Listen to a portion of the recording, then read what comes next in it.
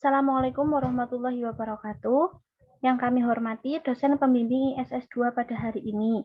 Di sini kami, Adhiana Putri dan Siva Amaliana, perwakilan dari kelompok ISS1, akan mempresentasikan hasil diskusi kami mengenai teori Kurt-Lewin. Yang pertama yaitu pengertian dari teori Kurt-Lewin. Kurt-Lewin pada 1970 berpendapat bahwa perilaku manusia adalah suatu kondisi yang seimbang antara kekuatan-kekuatan pendorong atau driving force. Perilaku ini dapat berubah jika terjadi ketidakseimbangan antara kedua kekuatan di dalam diri seseorang. Kurt-Lewin memperkenalkan model perubahan terencana dalam 3 tahapan, yaitu mencairkan atau unfreeze, pergerakan atau movement, dan membekukan kembali atau refreeze. Model ini juga mendeskripsikan tahapan-tahapan dalam melakukan perubahan terencana dan melakukan perbaikan dalam keberlanjutan jangka panjang.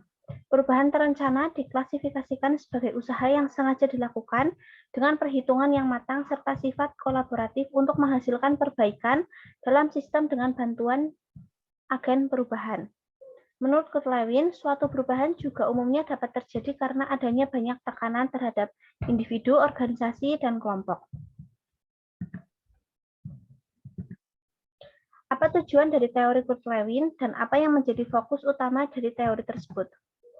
Tujuannya yaitu menyesuaikan keadaan dengan perubahan yang terjadi di lingkungan internal maupun di lingkungan eksternal untuk mempertahankan keberlangsungan hidup individu maupun organisasi, baik jangka pendek maupun jangka panjang, serta untuk mencari penyelesaian terhadap masalah sosial dan usaha untuk mengatasi masalah tersebut. Fokus utamanya yaitu proses dari perubahan organisasi, yaitu usaha yang dilakukan selama terjadinya perubahan organisasi yang dimaksud. Untuk 3 konsep yang dikembangkan dalam teori ini adalah yang pertama, driving force adalah segala usaha yang dilakukan agar terjadi perubahan.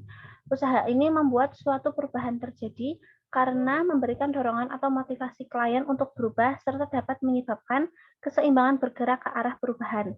Yang kedua, restraining force adalah suatu usaha yang menghambat terjadinya perubahan yang membuat klien tidak ke arah terjadinya perubahan.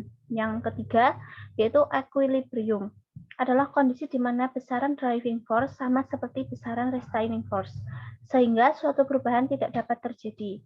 Perubahan dapat terjadi apabila ada perbedaan di antara driving force dengan restraining force.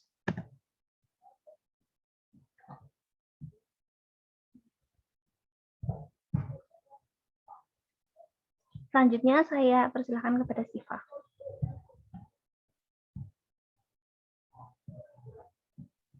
Selanjutnya yaitu penjelasan tentang unfreezing, moving, dan refreezing, serta menyebutkan bentuk perubahan dari masing-masing. Unfreezing atau tahap pencairan merupakan awal proses manajemen perubahan dengan ditandai dengan adanya motivasi yang kuat untuk bergerak dari keadaan awal dan berubahnya keseimbangan yang ada serta merasa perlu untuk berubah. Tahap ini dibentuk dengan teori perilaku manusia dan perilaku sekelompok manusia atau organisasi. Terbagi menjadi 3 subproses yang memiliki relevansi terhadap kesiapan perubahan, yaitu kondisi perubahan yang disebabkan adanya kesenjangan yang besar atau antara tujuan dan kenyataan. Bentuk perubahannya yaitu adanya motivasi untuk melakukan perubahan dan upaya untuk berubah, menyiapkan diri untuk melakukan perubahan. Selanjutnya yaitu moving atau tahap bergerak. Pada tahapan ini ditandai dengan bergeraknya menuju kondisi yang baru atau tingkatan perkembangan yang baru karena mempunyai cukup informasi serta sikap dan kemampuan untuk berubah. Pada tahap ini juga adanya proses menganalisa kesenjangan antara desired status dan status quo, serta mencermati berbagai program perubahan yang sesuai untuk melakukan pemberian solusi yang optimal agar mengulangi resistensi terhadap perubahan. Contoh bentuk perubahannya yaitu menuju kondisi yang baru, serta mengerti masalah yang dihadapi dan juga langkah penyelesaian yang dilakukan atau langkah nyata perubahan. Yang ketiga yaitu refreezing, atau tahap pembekuan kembali. Refreezing merupakan tahap di mana perubahan yang terjadi distabilisasi dengan membantu orang-orang yang terkena dampak perubahan, mengintegrasikan perilaku dan sikap yang telah berubah dengan cara yang normal untuk melakukan sesuatu. Tahap ini mencapai keseimbangan yang baru dan tahap yang telah dicapai harus dipertahankan agar tidak mengalami kemunduran atau bergerak mundur pada tahap perkembangan yang semula. Bentuk perubahannya yaitu mencapai tahapan baru dan dijaga agar tidak mengalami kemunduran, feedback, kritik untuk usaha pembinaan berkelanjutan, dan juga masuk jadi sistem nilai yang dianut. Selanjutnya itu contoh kasus serta perbedaan dan membedakan masing-masing unfreezing, moving, dan refreezing. Contoh kasusnya yaitu antara perawat dan juga pasiennya. Yang pertama pada tahap unfreezing atau tahap pencairan. Perawat melakukan komunikasi kepada pasien dan melibatkan pasien ketika membuat perencanaan survei, negosiasi, dan dukungan. Individu yang mempunyai motivasi untuk berubah, memiliki perasaan terhadap perubahan, adanya upaya untuk berubah, dan mempersiapkan diri untuk melakukan perubahan. Dalam tahapan ini kita bisa membina hubungan, saling percaya kepada pasien, dan pembuatan zona emosi. Yang kedua yaitu pada tahap movement atau tahap bergerak. Tahap ini tentunya sudah dimulai adanya suatu pergerakan ke arah sesuatu yang baru atau perkembangan perubahan terbaru. Pada tahap ini, kita membantu pasien atau individu menerapkan konsep langkah baru dengan menginstruksikan, dengan mengikutsertakan individu di dalam kegiatan aktual, serta setiap hari pasien bisa mengekspresikan emosinya di zona emosi dan controlling program. Yang ketiga yaitu tahap refreshing atau pembekuan. Pada tahap ini,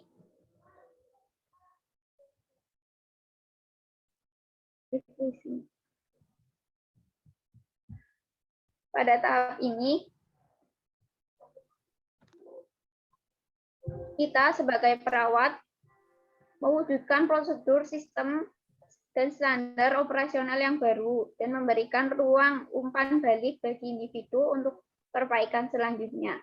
Pada tahapan ini, pasien atau individu dapat mempertahankan hasil perubahannya. Seseorang yang telah mencapai tahapan ini melakukan evaluasi dan penilaiannya. Kita sebagai perawat bisa memberikan reward terhadap pasien kita atau klien yang sudah sampai pada tahap ini. Kemudian perbedaan tahapannya. Perbedaan dari tahapan perubahan tersebut ialah pada tahap unfreezing, adanya perasaan untuk melakukan perubahan, adanya dorongan atau motivasi individu untuk melakukan perubahan. Kemudian pada tahap movement, sudah ada pergerakan yang dilakukan individu untuk melakukan perubahan atau langkah nyata yang dilakukan. Dan yang ketiga itu tahap refreezing, atau tahap penetapan. Adalah seseorang mencapai tahapan baru harus mempertahankan hasil perubahannya, serta melakukan evaluasi dan penilaian. Kemudian kesimpulannya.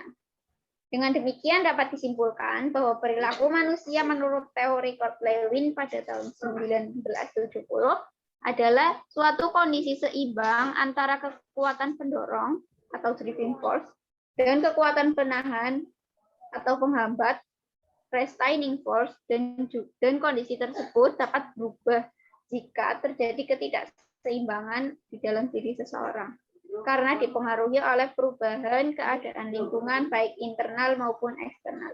Fokus utama teori ini adalah pada proses dari perubahan. Diharapkan dengan diterapkannya teori ini, perilaku manusia dapat menyesuaikan keadaan dan perubahan lingkungan. Teori Kurt-Lewin memiliki 3 konsep, yakni driving force, restraining force, dan equilibrium. Konsep driving force dimaknai sebagai usaha yang dilakukan agar terjadi perubahan, sedangkan restraining force adalah usaha yang menghambat perubahan.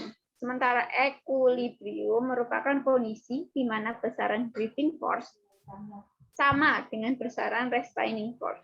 Dapat dikatakan equilibrium adalah kondisi konstan atau tidak terjadi perubahan. Dalam perubahan tersebut, Corlewin memiliki 3 tahapan penerapan. Dalam penerapannya, tahap pertama unfreezing, yaitu pencairan motivasi ditandai dengan munculnya keinginan berubah, kemudian movement, yaitu pergerakan, ditandai dengan sikap atau perilaku perubahan. Kemudian yang ketiga, refreshing, yaitu pembekuan, di mana seseorang berusaha untuk konsisten atau minimalnya tidak terjadi kemunduran dari perubahan tersebut. Tahap-tahap tersebut dapat dicapai dengan menerapkan 3 konsep dalam teorinya, yaitu meningkatkan driving force agar terjadi perubahan, mengurangi restraining force, hambatan, mengurangi, dan kombinasi antara driving force dan restraining force, yaitu equilibrium, meminimalisir perubahan selanjutnya. Dengan tujuan memberikan pemahaman agar dapat menyesuaikan dengan perubahan lingkungan yang ada, serta mencari penyelesaian terhadap masalah sosial untuk mengatasinya. Terima kasih, sekian dari kami. Mohon maaf bila ada salah-salah kata. Nur wal qalam wa ma yasturun. Wassalamualaikum warahmatullahi wabarakatuh.